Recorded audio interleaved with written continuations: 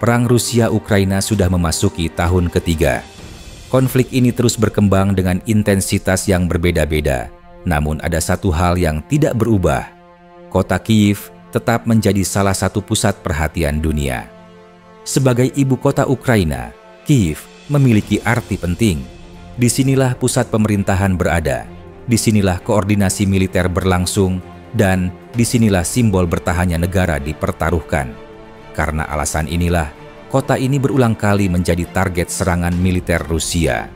Salah satu senjata yang sering digunakan untuk menyerang Kyiv adalah Iskander-M, sistem rudal balistik taktis modern buatan Rusia. Senjata ini sering disebut sulit dicegat, dan penggunaannya dalam perang telah menimbulkan dampak besar.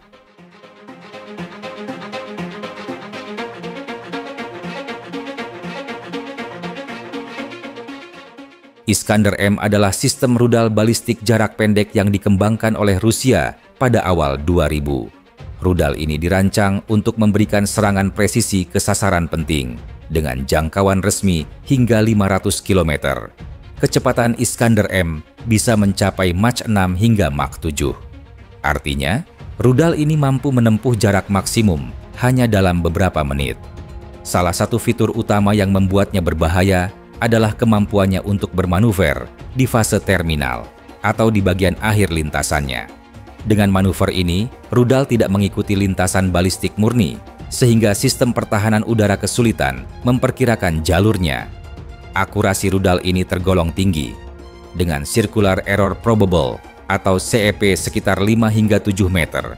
Iskander-M bisa mengenai target dengan presisi yang cukup untuk menghancurkan fasilitas militer, gudang amunisi, pusat komando, atau infrastruktur energi. Hulu ledak yang bisa dibawa bervariasi. Ada hulu ledak fragmentasi untuk menghancurkan bangunan atau konsentrasi pasukan.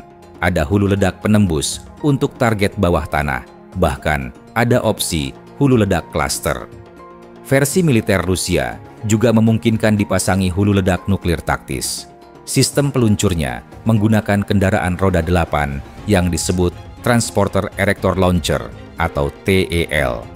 Satu kendaraan membawa 2 rudal siap luncur dan mampu berpindah lokasi dengan cepat.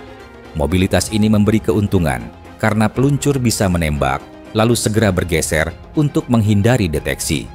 Rusia diperkirakan memiliki lebih dari 10 brigade Iskander-M.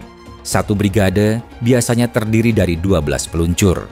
Jika dihitung, jumlah peluncur aktif lebih dari 150 unit dengan stok ribuan rudal sebelum perang dimulai.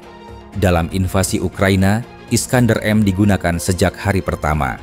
Laporan Barat menyebut ratusan rudal sudah ditembakkan pada fase awal perang. Namun, seiring waktu, frekuensi penggunaannya menurun. Analisis menyebut ada 2 alasan utama. Stok rudal yang mulai terbatas dan kebutuhan Rusia untuk menyimpan sebagian cadangan bagi kemungkinan konflik lain di masa depan.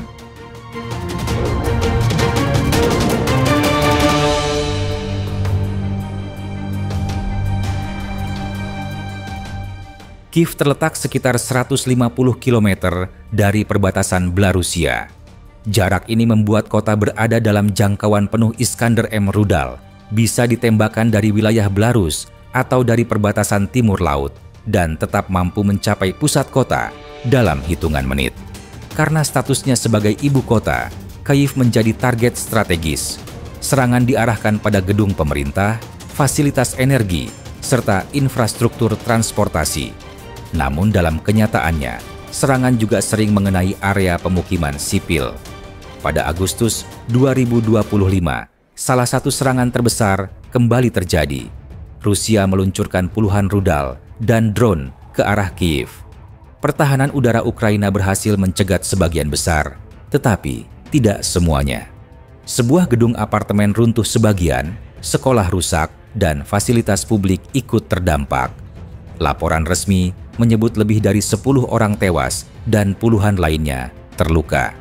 Selain korban jiwa, serangan ini memicu masalah energi. 8 juta rumah tangga di seluruh Ukraina, termasuk Kyiv, mengalami pemadaman listrik. Ini menjadi pemadaman tak terjadwal pertama sejak akhir 2022, ketika Rusia terakhir kali menargetkan jaringan energi secara masif. Pertahanan udara memainkan peran penting. Sistem seperti Patriot, NASAMS, dan Iris-T digunakan untuk melindungi Kyiv. Ukraina mengklaim berhasil menembak jatuh lebih dari 90% rudal dan drone yang diarahkan ke kota.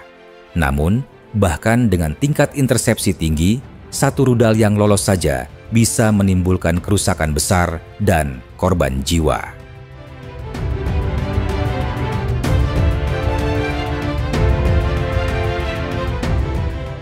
Bagi masyarakat Kyiv, kondisi ini sudah menjadi bagian dari kehidupan sehari-hari.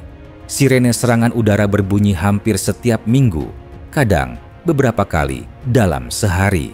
Saat sirene berbunyi, warga mencari perlindungan, baik di ruang bawah tanah, tempat perlindungan publik, atau stasiun metro.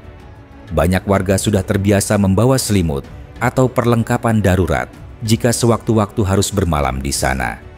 Anak-anak tetap bersekolah, meski sering harus menghentikan kegiatan ketika ada alarm. Ekonomi lokal beradaptasi dengan situasi, dan bisnis baru masih terus bermunculan, terutama di sektor digital dan layanan. Namun, tekanan psikologis terasa nyata.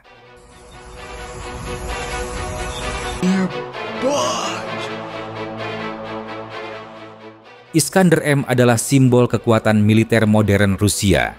Rudal ini menunjukkan bagaimana senjata jarak pendek bisa mengubah jalannya perang.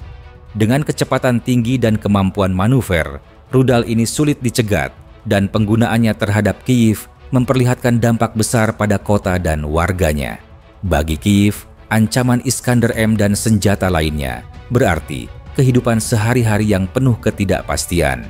Namun, kota ini tetap berjalan, warga tetap bekerja, sekolah tetap buka, bisnis tetap berkembang, meski dengan banyak keterbatasan. Kehidupan di Kyiv hari ini adalah gambaran adaptasi masyarakat di tengah konflik panjang. Di balik laporan tentang serangan dan jumlah korban, ada jutaan orang yang berusaha melanjutkan rutinitas, menjaga kehidupan kota tetap berjalan meski perang terus berlangsung.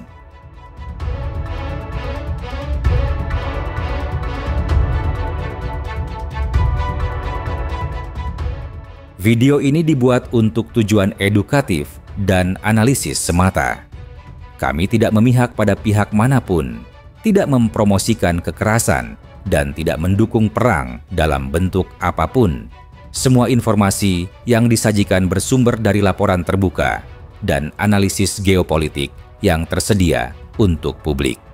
Tujuan kami adalah memberikan pemahaman yang seimbang tentang situasi global agar masyarakat dapat berpikir kritis dan bijak. Perdamaian, dialog, dan diplomasi adalah jalan terbaik untuk menyelesaikan konflik.